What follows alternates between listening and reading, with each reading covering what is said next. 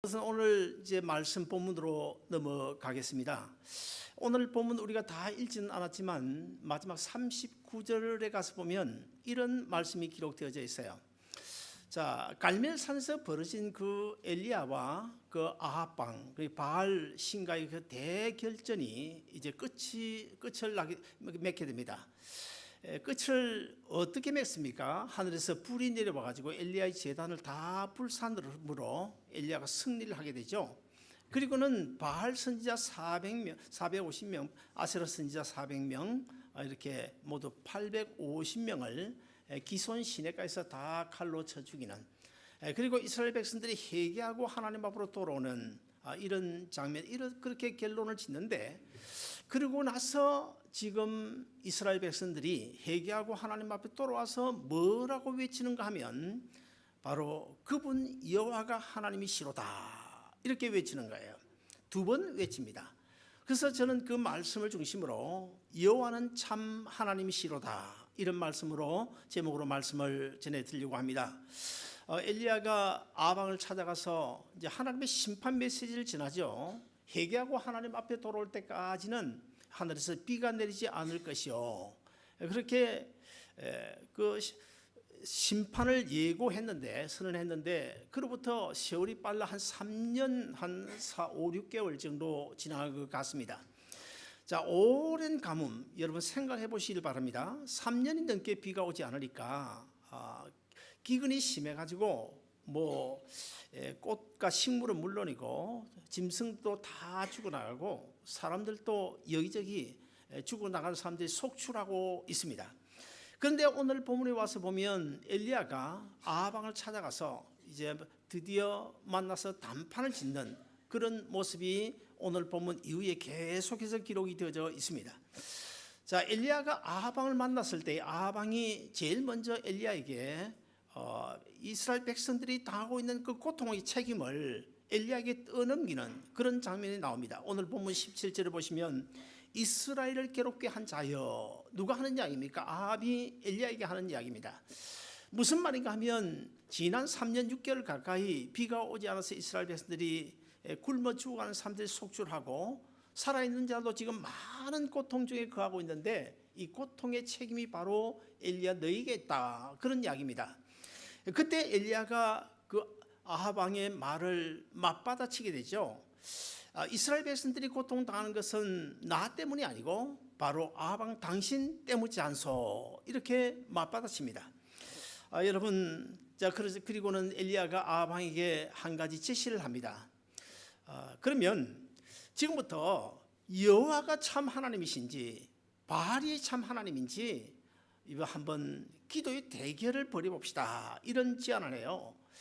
진정 참된 신이 누군지 우리 한번 가려보자고 그렇게 엘리야가 아합왕에게 제안을 합니다. 그래서 이 아합왕이 그 엘리야의 제안을 덥석 받아들입니다. 그래서 결국 이제 높은 갈멜산 꼭대기에서 아주 세기의 대결전이 벌어지게 되죠. 자, 그 결과는 우리가 너무나 잘 아는 대로 결국에는 하나님의 불이 하늘에서부터 내려와 가지고 엘리야의 재물을 다 불살라감으로 엘리야가 승리하고 바알 선지자, 아세라 선지자 850명을 죽임으로 완전히 승리하고 백성들은 회개하고 하나님 앞으로 돌아오는 그런 사건이 오늘 본문 이후에 계속되어지고 있습니다.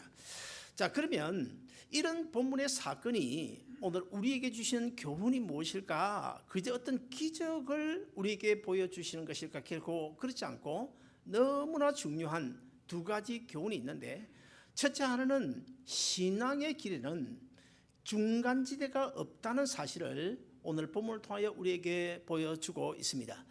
여러분, 우리가 인생을 살면서 정치, 문화, 사회, 경제 여러 면을 우리가 살펴보면 정치권에도 중립이라는 것이 있습니다. 중립이 있어요. 정치권만 중립이 있는 것이 아니라 음악에도 중간음이라는 것이 있습니다.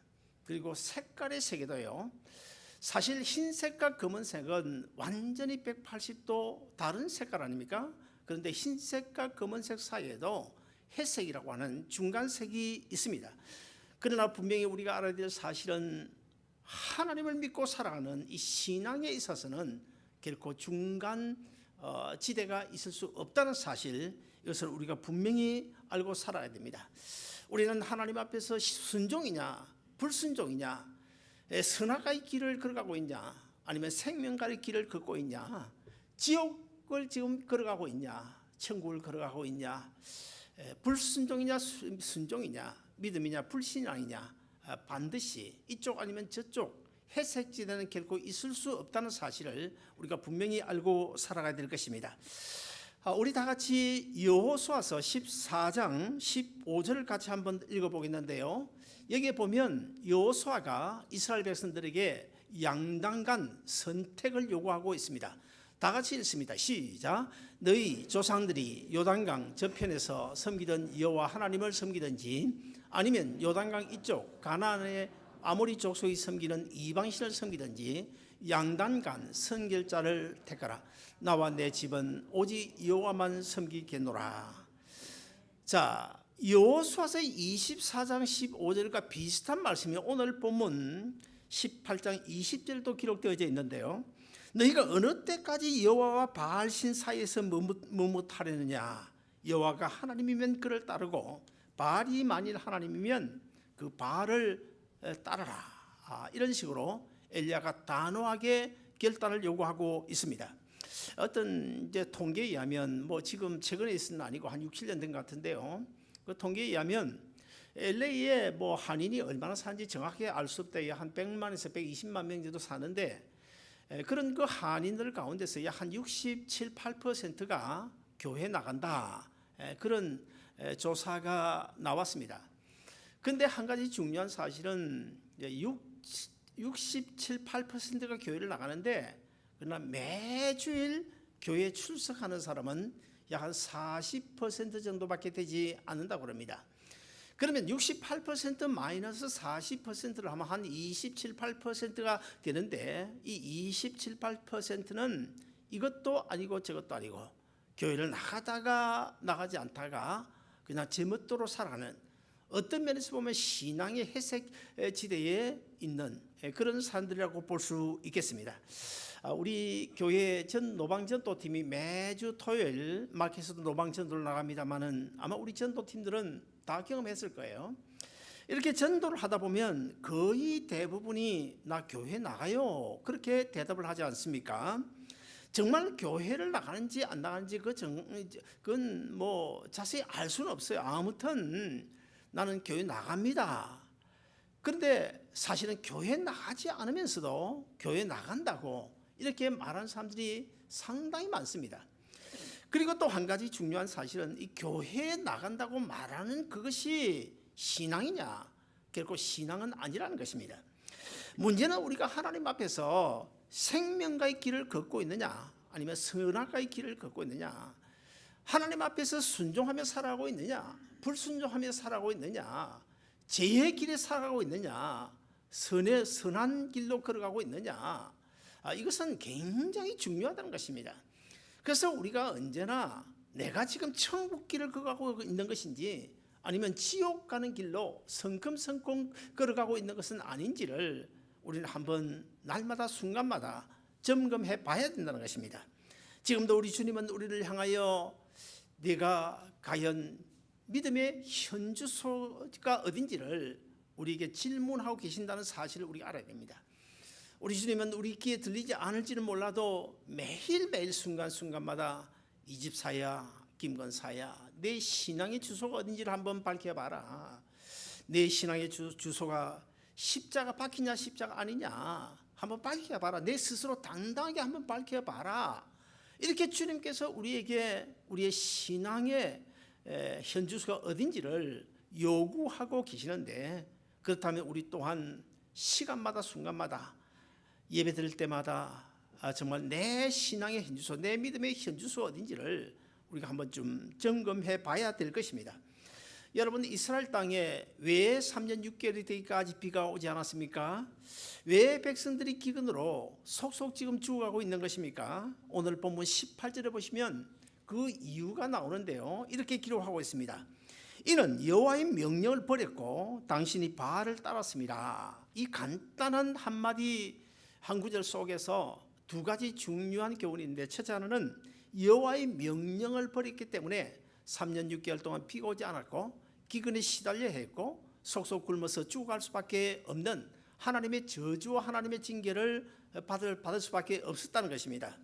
그리고 두 번째는 당신이 바알을 따랐습니다. 하나님을 섬기지 아니하고 하나님의 선민 이스라엘 백성들이 우상을 섬기기 때문에 하나님의 저주와 징계를 받았다는 것입니다.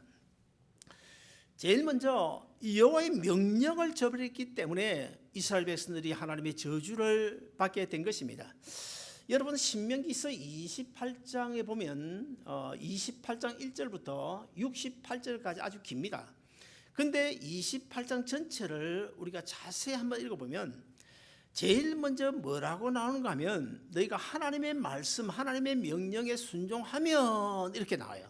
하나님의 명령에 순종하면, 하나님의 명령에 순종하면 내가 너희 산업은 물론이고 우양과 그리고 심지어는 그 모든 그 떡반죽 그릇까지라도 내가 너희에게 복을 주겠고 너희 자손들은 말할 것도 없이 내가 복을 주어 너희 자녀들이 머리가 될지언정 꼬리가 되지 않을 것이다. 이런 말씀으로 계속 축복을 약속하고 있습니다. 그 전제 조건이 뭡니까? 여호와 하나님의 말씀에 순종하면, 하나님의 명령에 순종하면 내가 이런 복을 주시겠다. 어디까지 나가는가 하면 신명기서 28장 1절부터 14절까지 나갑니다. 그런데 그 다음 15절부터 마지막 68절까지 얼마나 깁니까? 그런데 1절부터 14절까지는 축복을 그렇게 약속한 거예요. 그런데 15절부터 68절까지는 그 긴 그 성경의 내용 가운데 전부 다 저주의 내용들 뿐입니다.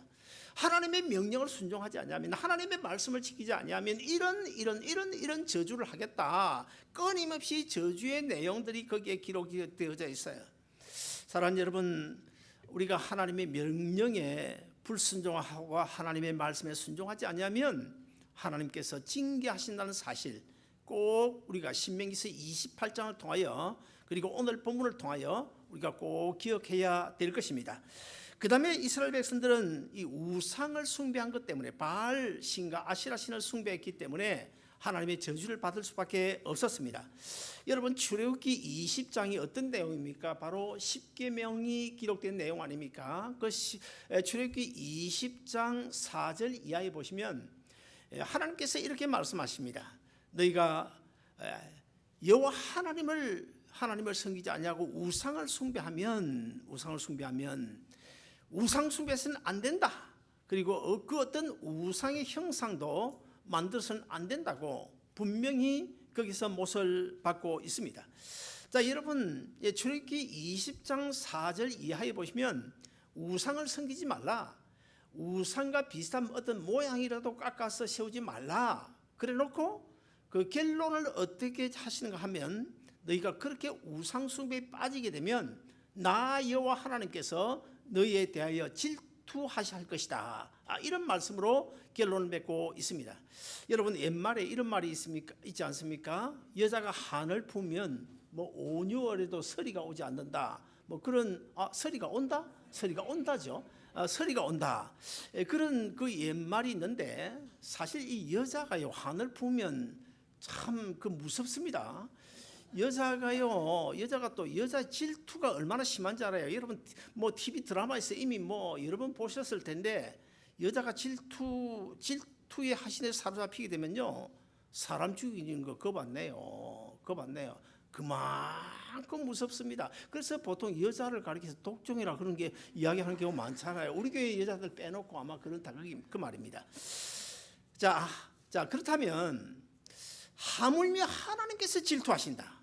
하나님께 질투하시나. 물론 사랑이신 하나님이 무슨 질투를 하시고 하나님이 무슨 한을 품겠습니까마는 말하자면 하나님께서 질투하시는데 우리 하나님 질투하십니다. 어떤 부분에 대하여 질투할까요? 웬만한 일에 질투하지 않으십니다. 그는 우상 숭배만큼은 절대 용납이 안 돼요.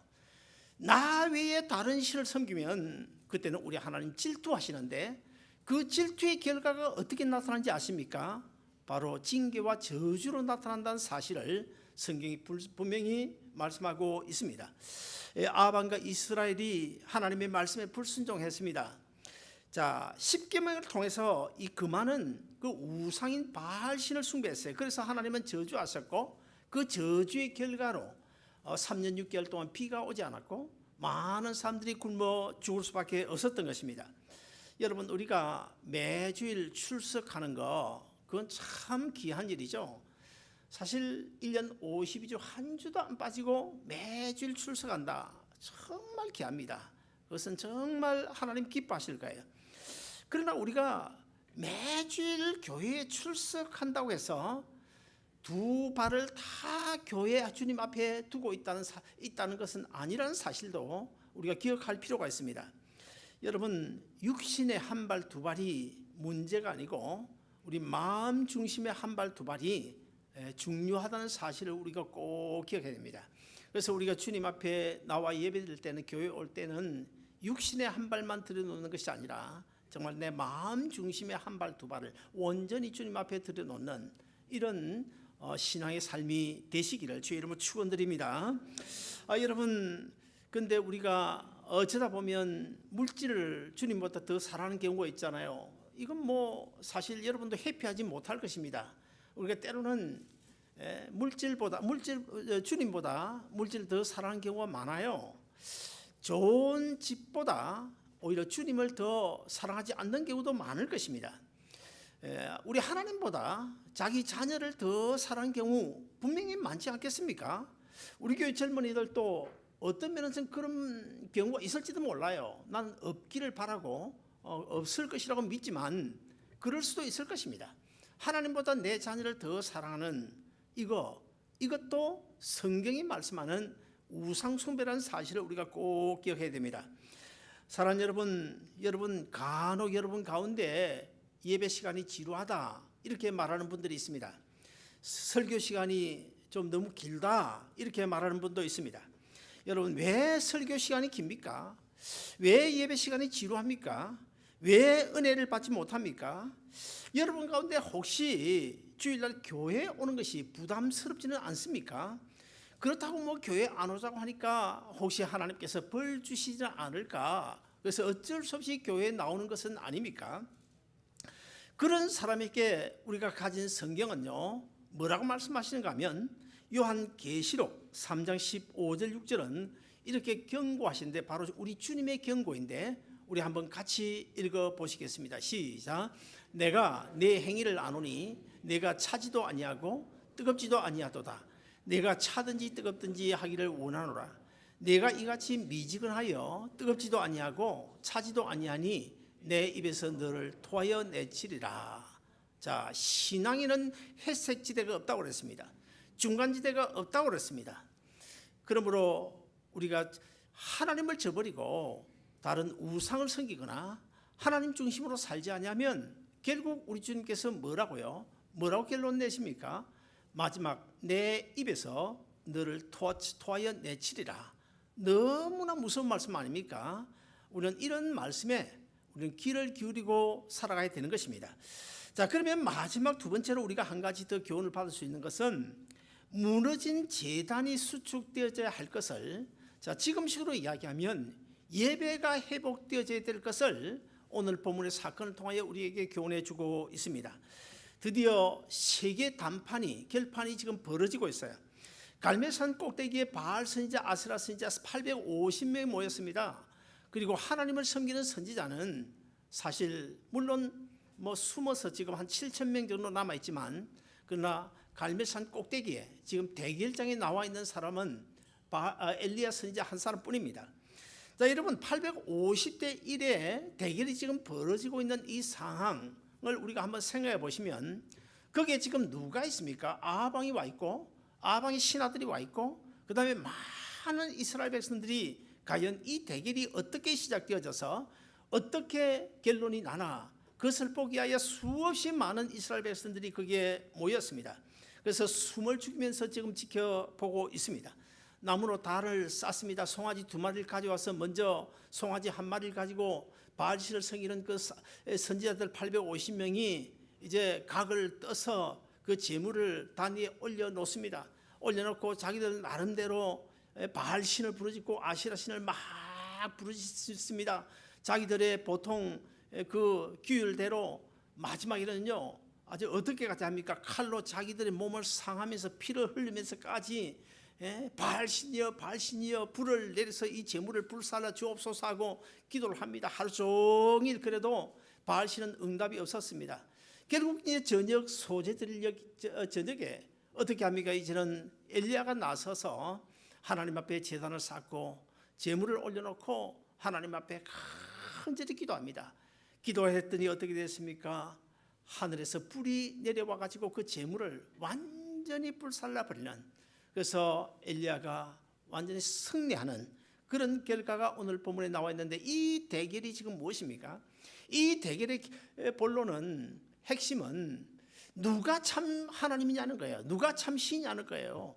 바알이 하나님이냐 여호와가 하나님이냐, 그걸 주고 지금 대결을 하고 있는 것입니다. 그래서 우리는 이미 결과를 잘 알고 있지만 오늘 본문 18장 39절 40절을 우리 한번 같이 읽어보시겠습니다. 다 같이 읽습니다. 시작.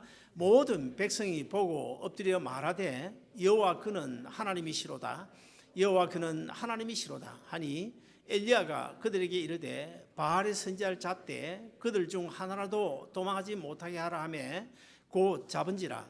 엘리야가 그들을 기손 시내로 데려다가 거기서 죽인지라.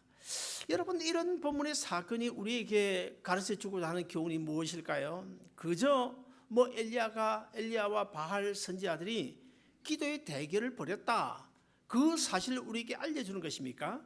아니면 하늘에서 불이 내려와서 제물을 불살라가는 그런 놀라운 기적이 일어났다, 그 기적을 우리에게 보여주는 것일까요? 결코 그렇지 않습니다. 이 사건의 배경에는, 이 사건의 밑바탕에는 무엇이 깔려져 있습니까? 첫째는 아까도 이야기했지만 우리 신앙에는 중립지대가 없다는 사실을 가르치고 있고, 그 다음에 두 번째는 제사, 이 제사가 회복돼, 우리 예배가 하나님 앞에서 회복되어야 될 것을 우리에게 가르쳐주고 있는 것입니다. 여러분, 이 구약 시대는요 신약 시대와 달리 이 제사가 얼마나 중요한지 아십니까? 이 제사를 통해서 하나님의 복을 받느냐, 하나님의 복을 받지 못하고 하나님의 저주를 받느냐, 이 제사에 달려 있었습니다.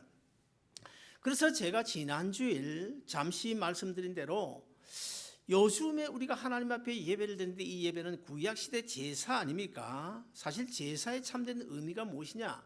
지금 우리가 하나님 앞에 예배하는 예배의 참된 의미가 무엇이냐? 그저 우리가 나와서 예배를 드린다, 예배를 드리면 하나님께서 영광 받으신다, 찬양하고 기도하고 설교 듣고 집으로 돌아간다, 이렇게만 우리가 생각하고 있으면 안 된다는 거예요. 그렇게만 생각하고 우리가 형식적인 예배를 드려서는 안 된다는 거예요. 예배의 참된 의미를 우리가 알아야 됩니다. 그래야 우리가 정성껏 하나님 앞에 예배를 드릴 수 있고, 예배의 참된 의미를 알아야 우리가 성공적인 예배를 드릴 수 있는 것입니다. 그렇다면 여러분, 예배의 의미가 무엇일까요? 지난주에도 제가 잠시 이야기했지만 이 신약시대 예배 곧 제사는요, 하나님과, 우리가 하나님 앞에 예배드리자 하나님과 나 사이에 무엇을 두고요? 무엇을 두고 장차 이 땅에 오신 인간의 몸을 입고 오셔서 십자가에 달려 죽으심으로 십자가에서 흘리실 그 예수 그리스도의 피를 두고 하나님께서 우리에게 맺어주신 언약이 있어요. 이 언약. 자, 이 언약을, 하나님께서 나에게 맡겨주신 그 언약을 하나님과 나 사이에 가로놓여 있는 예수 그리스도의 피, 그 피를 통해서 이 언약이 지금도 유효하고 있느냐 아니냐, 지금도 그 언약이 지켜지고 있는지 아닌지 그거를 확인하는 시간이 예배인 거예요. 예배. 자, 여러분, 하나님과 맺은 그 언약이요, 그 언약 자체가 사실은 복입니다. 언약 자체가 사실 복인데, 그 언약은 무엇을 통해서 맺어진 언약입니까? 예수 그리스도의 피를 통해서 맺어진 언약입니다. 그러므로 그 언약의 피, 곧 예수 그리스도의 피가 하나님과 나 사이에 힘있게 흘러 넘칠 그때에, 지금도 우리가 나와서 예배를 드리는데요, 그저 예배 찬송하고 기도하는 것이 아니라 하나님 계시잖아요. 또 우리는 예배자라잖아요. 우리 예배 드릴 때 우리 눈에 보이지 않아도 영적으로 하나님과 나 사이에 주님께서 흘리신 그 보혈, 그 피가 지금 흘러내리고 있어요. 주님과 나 사이에 이 피가 흘러내리지 않으면 우리 예배는 헛것입니다. 헛것입니다. 자, 여러분, 피를 가리켜서 영어로 블라드라고 그러는데 이 블라드라는 단어가 어디서 나왔습니까, 여러분? 그냥 우연히 만들어진 겁니까? 아닙니다. 바로 갈보리 언덕 십자가에서 예수님이 흘리신 그 피에서 나온 단어가 블라드예요. 그런데 그 피가 하나님과 나 사이에 예배를 통해서 끊임없이 흘러 넘칠 때에 그 피가 무엇이 됩니까? 블레싱이 되는 거예요. 블레싱이 축복이 되는 거예요. 여러분, 하나님은 복의 근원이십니다. 우리는 복을 받는 입장에 있습니다. 우리는 하나님의 은혜와 복을 받아야 됩니다. 여러분, 제가 아까도 이야기했지만 하나님은 우리에게 예배를 통해서 제사를 통해서 우리의 복을 주시고 또 이 예배를 하나님 앞에 멸시할 때 하나님께 저주하십니다. 그래서 우리는 참된 예배를 드려야 되는데 이 참된 예배를 드려야 된다. 예수 그리스도의 피가 끊임없이 흘러 넘쳐야 된다. 살아 움직여야 된다. 무슨 말입니까? 하나님은 복의 근원이시고 우리는 하나님의 복을 받아야 되는데 아무리 하나님께서 많은 복을 가진 소유자라고 하더라도 하나님과 나 사이에 뭔가 죄가 막혀 있으면 그 복을 받을 수가 없잖아요. 그렇잖아요. 그런데 예수 그리스도의 피가 하나님과 나 사이에서 흘러 넘친다. 이 말은 무슨 말입니까? 예수님의 피는 죄가 없는 바로 빛과 같습니다. 빛과 같아. 어둠과 빛이 있을 때 빛과 같습니다. 빛이 나타나기 때문에 어두우면 그 순간 무너져 버립니다. 파괴되어 버립니다. 그와 똑같이 하나님과 나 사이에 흐르고 있는 예수 그리스도의 피가 그 피가 생명이고 그 피가 바로 의로운 죄 없는 그런 아주 정말 금강석과 같은 그런 아주 강한 것인데 그 피가 주님과 나 사이에 가로막혀 놓여져 있는 그 어떤 죄라든지 이런 제약된 요소가 있으면 그 제약된 요소를 그 피가 다 파괴를 해버리는 거예요. 부숴버리는 거예요. 부숴버리고 하나님과 나 사이에 통로가 그럼 깨끗하게 열리도록 해주는 것이 바로 예수 그리스도의 피라는 거예요. 그래서 우리는 이 사실을 알아야 됩니다. 우리가 예배할 때 그냥 와서 찬송하고 기도하고 아무 의미 없습니다. 그거 무슨 의미가 있습니까? 예배의 원리를 알아야 되는 거야. 그래서 하나님과 나 사이에 막힌 그 어떤 제약도 이 예배를 통해서 그리스도의 피가 막혀 있는 것을 산서 뚫고 그냥 부수고 파괴시켜버리고 그래서 깨끗하게 통로를 만들어줄 때 하나님이 가지고 계신 은혜와 복을 우리가 받는, 그래서 예배를 통해서 우리가 복을 받고 예배를 멸시할 때 저주를 받는다. 성경이 그렇게 말씀하는 것입니다. 사랑하는 여러분, 오늘 우리도 하나님과 나 사이에 온전한 예배가 드려지고 있는지 우리 날마다 점검해 봐야 됩니다. 주일 아침 교회 오면 그저 기도하고 찬양하는 것이 아니라 제일 먼저 하나님, 오늘 또 내가 드리는 이 예배 정말 나와 하나님 사이에 가로놓여 있는 그리스도의 피가 흘러 넘쳐서 깨끗하게 정결케 해주셔서 하나님 은혜의 자리, 하나님의 축복의 자리에 나아가는, 그래서 하나님의 은혜와 복을 받는 이 예배가 되게 해 주옵소서 하고 기도해야 돼요. 그래서 내가 드린 찬양이, 내가 드린 기도가, 내가 드린 헌금이 정말 하나님 보좌에 연락되고 있는지, 나는 과연 하나님이 받으실 만한 그런 예배를 드리고 있는지, 나는 하나님의 은혜와 축복 아래 살아가고 있는지를 우리 예배 시간마다 점검을 해야 돼요. 점검을 해야 돼요. 사랑하는 여러분, 우리 하나님은 지금도 살아계십니다. 우리 하나님은 지금도 우리와 함께 계시는 줄로 믿습니다. 우리 하나님은 은혜와 복을 가지고 지금도 우리에게 주시려고 기다리고 계십니다.